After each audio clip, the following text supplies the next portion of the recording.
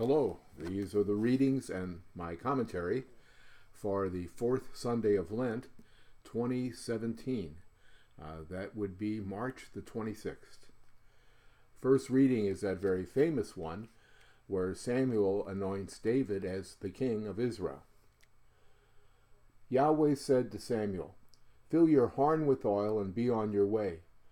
I am sending you to Jesse in Bethlehem, for I have chosen my king from among his sons." As Jesse and his sons came to the sacrifice, Samuel looked at Eliab and thought, "Surely Yahweh's anointed is here before him." But Yahweh said to Samuel, "Do not judge from his appearance or from his lofty stature, because I have rejected him. Not as humans see does God see, because humans see the appearance, but Yahweh looks into the heart." In the same way, Jesse presented 7 sons before Samuel, but Samuel said to Jesse, "Yahweh has not chosen any one of these." Then Samuel asked Jesse, "Are these all the sons you have?" Jesse replied, "There is still the youngest who is tending the sheep." Samuel said to Jesse, "Send for him. We will not begin the sacrificial banquet until he arrives here." Jesse sent and had the young man brought to them. He was ruddy, a youth handsome to behold, and making a splendid appearance. Yahweh said, "There, anoint him, for this is the one." Then Samuel, with a horn of oil in hand, anointed David in the presence of his brothers. And from that day on, the Spirit of Yahweh rushed upon David. The word of the Lord. The second reading is taken from that anonymous author, a disciple of Paul, to the Ephesians. Brothers and sisters, you were once darkness, but now you are light in the Lord. Live as children of the light, for light produces every kind of goodness and righteousness and truth. Try to learn what is pleasing to the Lord. Take no part in the fruitless works of darkness. Rather expose them, for it is shameful even to mention the things done by them in secret. But everything exposed by the light becomes visible, for everything that becomes visible is light. Therefore it says, "Awake, O sleeper, and arise from the dead, and Christ will give you light." Word of the Lord. The gospel is a long one today. It's that famous chapter 9 from John's gospel about the cure of the man born blind. As Jesus passed by, he saw a man blind from birth. His disciples asked him, "Rabbi, who sinned, this man or his parents, that he was born blind?" Jesus answered, "Neither he nor his parents sinned. It is so that the works of God might be made visible through him. We have to do the works of the one who sent me while it is day. Night is coming when no one can work. While I am in the world, I am the light of the world." When he said this, he spat on the ground and made a clay with the saliva. He smeared the clay on his eyes and said to him, "Go wash in the pool of Siloam," which means sent. So he went and washed and came back able to see. His neighbors and those who had seen him earlier as a beggar said, "Isn't this the one who used to sit and beg?" Some says it is, but others said, "No, he just looks like him." He said, "I am." So they said to him, "How were your eyes opened?" He replied, "The man called Jesus made clay and anointed my eyes and told me, 'Go to Siloam and wash.' So I went there and washed and was able to see."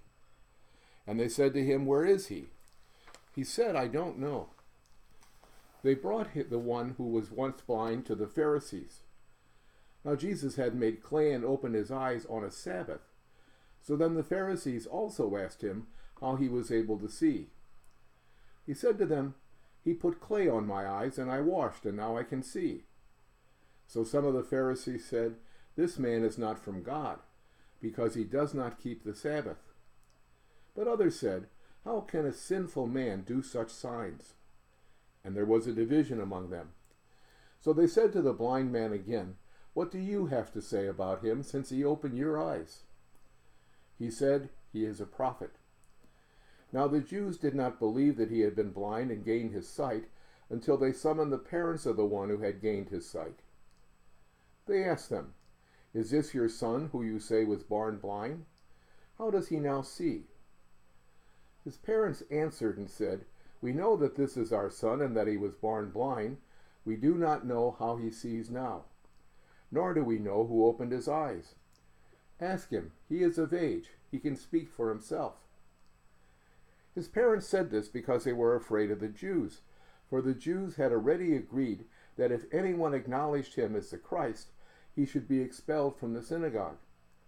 For this reason, his parents said, "He is of age, question him." So a second time they called the man who had been blind and said to him, "Give God the praise. We know this man is a sinner." He replied, "If he is a sinner, I do not know. One thing I do know is that I was blind and now I see." So they said to him, "What did he do to you? How did he open your eyes?"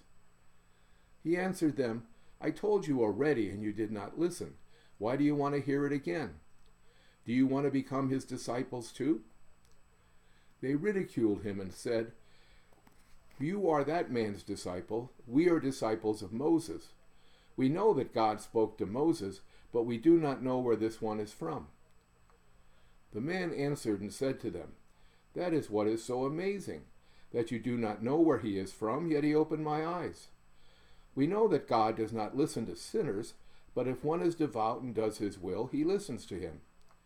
It is unheard of that anyone ever opened the eyes of a person born blind. If this man were not from God, he would not be able to do anything." They answered and said to him, "You were born totally in sin, and you are trying to teach us?" Then they threw him out. When Jesus heard that they had thrown him out, he found him and said, "Do you believe in the Son of Man?" He answered and said, "Who is he, sir, that I may believe in him?" Jesus said to him, "You have seen him, and the one speaking with you is he." He said, "I do believe, Lord," and he worshipped him. Then Jesus said, "I came into this world for judgment, so that those who do not see might see, and those who do see might become blind." Some of the Pharisees who were with him heard this and said to him, "Surely we are not also blind, are we?" Jesus said to them, "If you were blind, you would have no sin. But now you are saying we see, so your sin remains." This is the gospel of the Lord. It's evident today that the readings have something to do with seeing.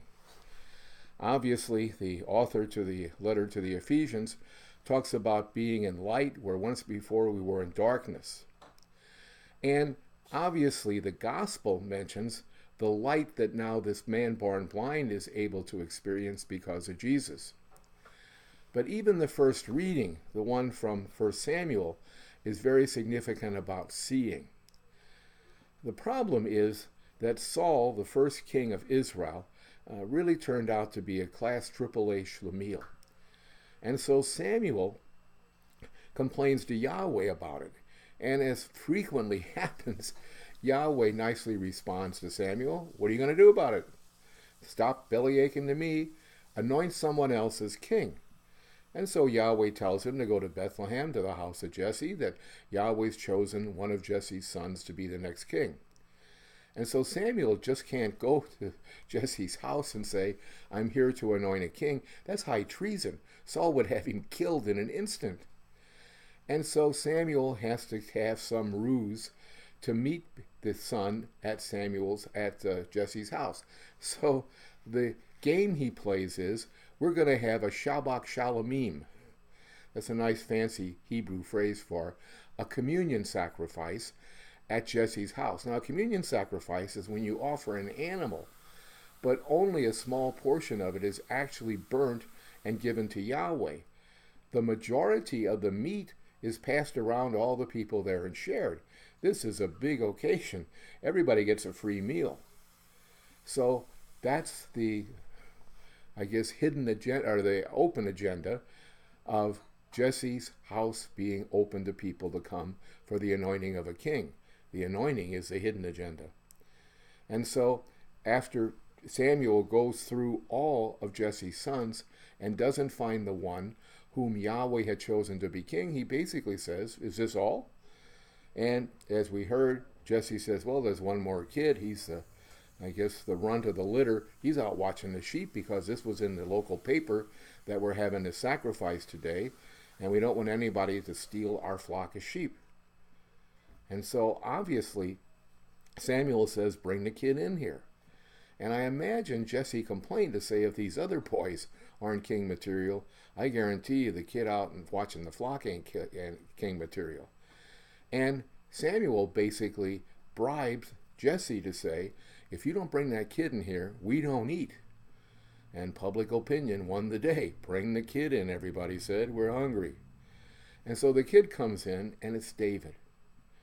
And as Yahweh says, human beings don't see as I, Yahweh, do. I'm able to perceive things in individuals that others miss. And so obviously Yahweh was able to see something in this young kid that people around him never ever noticed. It's very important to appreciate that, as the great Hans Walter Wolff used to always say, King David, was the worst parent in the entire Bible. There's no parent worse than he. He can't control his kids. The kids rape one another, kill one another, actually start a revolution, a civil war against David. And David just kind of pats them on the hands and says, well, kids will be kids. Let's start from scratch. Bygones will be bygones. He's horrible as a parent, really creates total havoc. But there was one quality that David had, nothing to do with his being parent, that made him a terrific king. He was able to unite people together, people who normally would be separated from one another. Now, there were two different kingdoms of Jews in the days of David. There was the kingdom in the north called Israel, the kingdom in the south called Judah. David brought those two kingdoms together like no other king had ever done before. And so Yahweh picks people for qualities that other individuals don't even notice. They're zeroing in on something else. That's why that author of the letter to the Ephesians talks about the light that we now experience with Jesus. Because Jesus points out things about people that otherwise we totally ignore.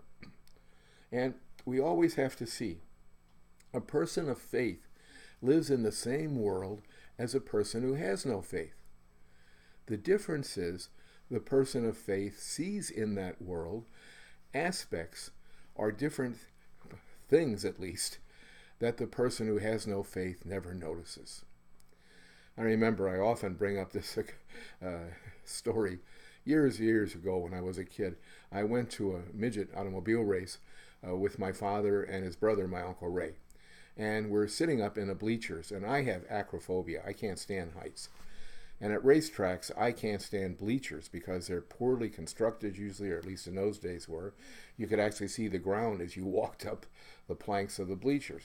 Anyway, we get to the top of the bleachers where we wanted to sit, and during one of the races, an elderly man, probably 20 years younger than I am now, comes around selling ice cream sticks. And I'm watching this guy come down in front of the regular grandstands, hits the bleachers where we were sitting, starts to walk up those wobbly boards.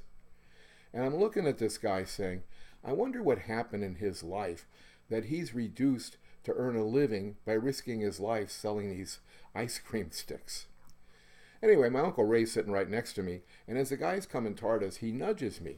And he says, Roger, you see that guy selling those ice cream sticks? And oh yeah, I saw him.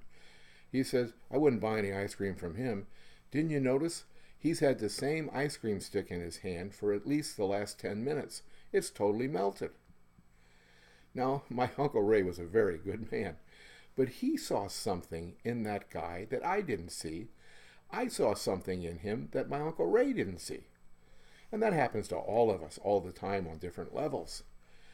But Jesus obviously comes and points out things to his followers that we should be looking for that other people, those without faith, totally ignore. They simply don't see the reasoning that Jesus sees. That's why this gospel, this John chapter 9 passage is so significant. Because here's a man who gradually learns how to see. And he had not seen before he encountered Jesus. And you notice, he never asked Jesus for a miracle. In John's gospel, no one ever gets faith before the miracle of Jesus is worked. Only after Jesus rubs the mud on his eyes, only after he washes, only after he sees, and goes through this process of being grilled by the Pharisees and then encountering Jesus at the end, does he really have faith in Jesus as God. He begins by just saying, the man Jesus is the one who cured my blindness. And then when the Pharisees, remember, ask, who did this? What do you think about him? He goes one step further and says, he's obviously a prophet, one of the people who Yahweh sends to explain to us Yahweh's will. And then finally, at the end of the passage, Jesus meets the man, and the man falls down and worships him. He's now looking at Jesus from eyes which see Jesus as God. Certainly not something which his eyes saw in the beginning. And it seems to be clear that John's saying, Jesus is the one who gives us light, who helps us see. But that doesn't necessarily happen all at one time. Only through a period of years for most of us, certainly a period of different ages as we go through, are we able to see things that Jesus really asks us to see. That's why these readings are so important today. And the Pharisees, remember, at the end of that gospel reading, who say, oh, we can see very well. And Jesus says, that's where your sin lies, because you think you see, but you don't. I think if we're to be honest, we constantly have to ask God, please open my eyes today so that I can see what I missed yesterday. I don't ever think I can totally see what God wishes me to see. That's a lifelong process. And we should be happy that the readings today certainly bring up that process and encourage us to start it. Thank you very much.